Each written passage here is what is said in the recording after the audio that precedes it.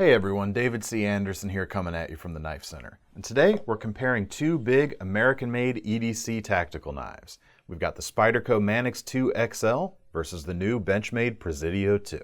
Let's check them out.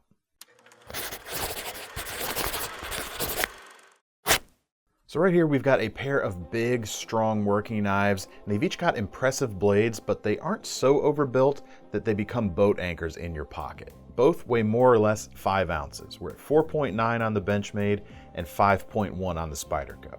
So they're not featherweights, but they're certainly easy enough to carry all day so that you're going to have them on hand when you actually need to throw down. Even the price is pretty comparable at this point in 2020, although not perfectly identical. We're just over $130 for the Benchmade and just over $150 for the Spyderco. Both of these knives feature drop point blades, and they're made from S30V stainless steel, which should provide you a good long-lasting edge, especially when there's so much of it to work with. Each of these has plenty of reach to take care of big jobs. Although in terms of the overall length, the Manix is slightly larger, the usable blades are neck and neck, with the sharpened edge itself nearly identical at just about 3.5 inches. They each start with 1/8 inch thick blade stock too, so they really are on even footing.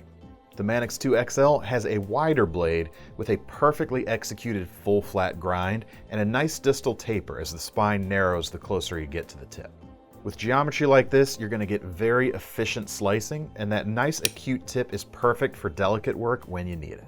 The new Presidio II has a shorter blade height overall with a high flat grind rather than a full flat. We don't get a distal taper towards the tip, but we do have a nice swedge running about 3/4 of the length of the spine. So while the Spyderco might cut a little more efficiently in a straight line, in curving cuts where that swedge can remove drag from the spine, the Benchmade might have a bit more agility because of that feature, and even though you don't have that distal taper, it does help keep the tip nice and acute too for those finer tasks. Now the handle philosophies on these knives are very different from each other. The Presidio II has a more neutral grip, while the Manix 2 XL tells you where to grip it based on the more prominent grooves and peaks on its G10 handles. The main grip section has a nicely sized finger guard for protection and a nice ramp behind the opening hole of the blade, making it feel very secure for any thrusting that you'd need to do. Some strategic jimping both on the blade steel itself and in key places along the liners play into this security as well. I have just enough room to fit my slightly larger hands, at least while I'm not wearing gloves, but if you do have bigger hands, especially if you prefer a pair of work gloves, the Presidio is going to have a bit more room for you overall. Being a Spyderco though, the Manix 2 XL gets around this a little bit by offering a full-size finger choil spanning the front of the handle and the heel of the blade. This of course allows you to choke up for finer control of the tip, and it nets you some more handle length in the process. They've also carefully considered the design of the back end of the handle too, and with the shape right here, it actually encourages a nice choked back grip.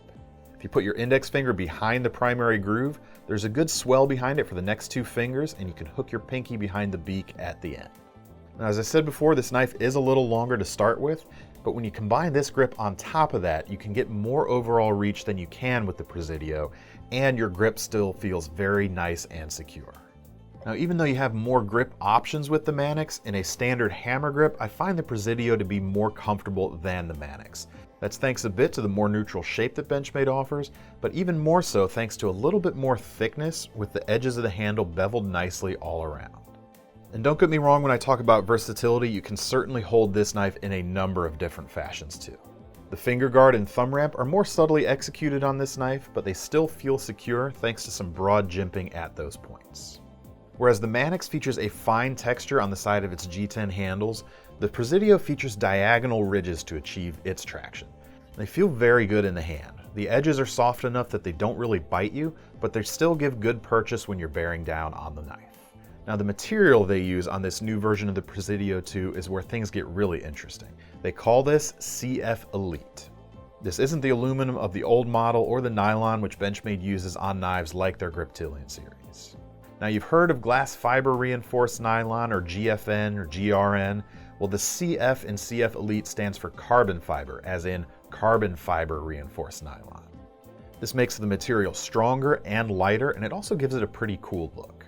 It's kind of graphite-like, almost but not quite black, and you have an almost paper fiber-like pattern going on underneath the surface. It reminds me a lot of the Epicurean cutting boards or even the Kupilka cups that are popular with campers out there. Despite the added rigidity of that material, Benchmade has still kept the full liners on this knife for even more strength, and they've partially skeletonized them so that they don't add too much weight either. Now, as far as the safety locks, both of these knives use fully ambidextrous mechanisms, allowing left or right hand operation. Benchmade uses their signature axis lock that has a crossbar running through the handle and across the tang of the knife to hold it secure. While the Spyderco is fitted with their ball bearing lock, which features, you guessed it, a ball bearing that's held captive in between these two tabs that stick out on each side of the handle, with a spring behind it that thrusts it forward into the blade tang.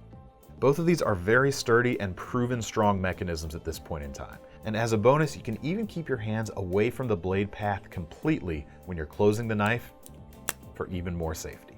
The blades are able to be opened with your thumbs quite easily from either side, using the thumb studs on the Benchmade or the signature opening hole on the Spyderco.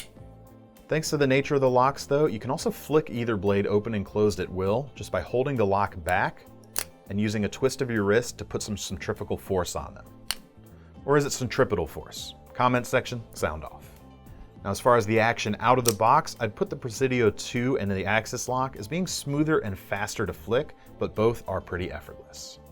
Now, when it comes to pocket carry and which one of these knives takes up more room, your preference is probably going to come down to the shape of your pockets, because things get pretty interesting here.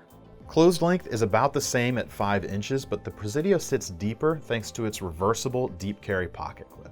The Manix 2's clip is also reversible, but it's not deep carry.